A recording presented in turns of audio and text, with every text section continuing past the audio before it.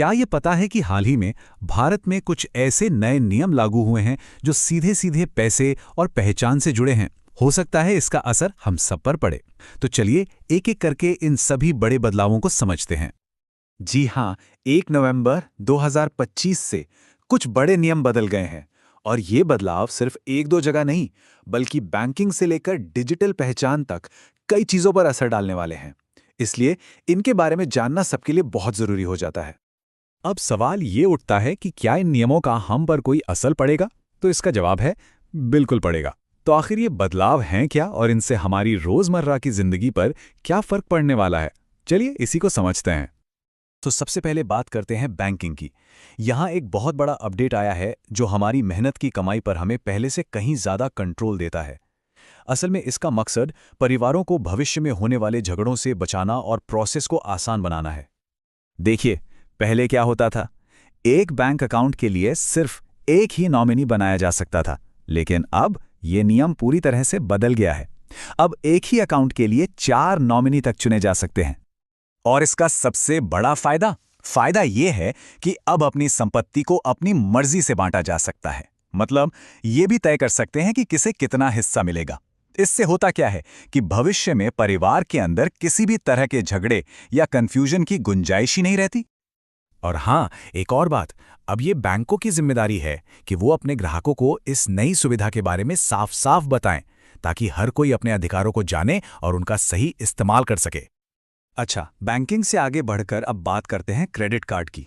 खास तौर पर अगर एसबीआई का क्रेडिट कार्ड इस्तेमाल होता है तो ये अपडेट जानना बहुत जरूरी है। क्यों? क्योंकि कुछ खास तरह के पेमेंट्स पर अब एक नई फीस लग सकती है। यहां बस एक नंबर याद रखना है, 1%। लेकिन रुकिए, ये हर जगह नहीं लगने वाला।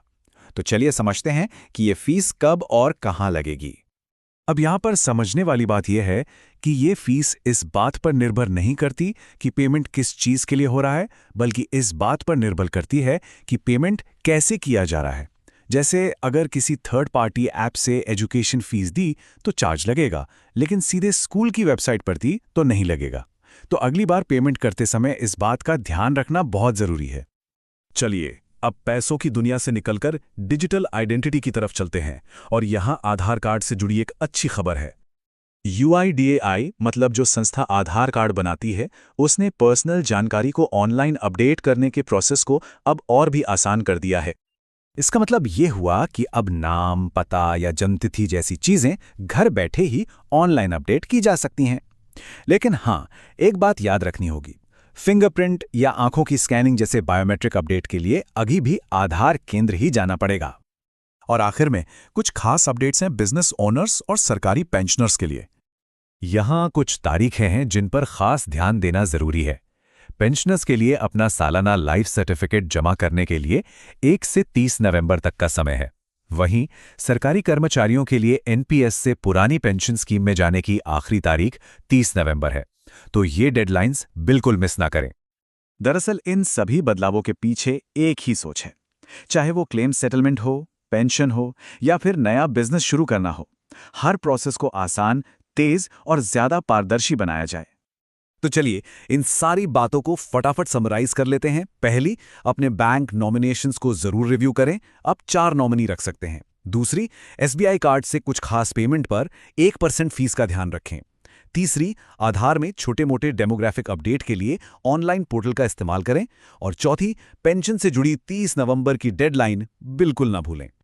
और अंत में एक सवाल, जिस तेजी से ये वित्तीय नियम बदल रहे हैं, क्या हमारा पर्सनल मैनेजमेंट भविष्य के लिए तैयार है?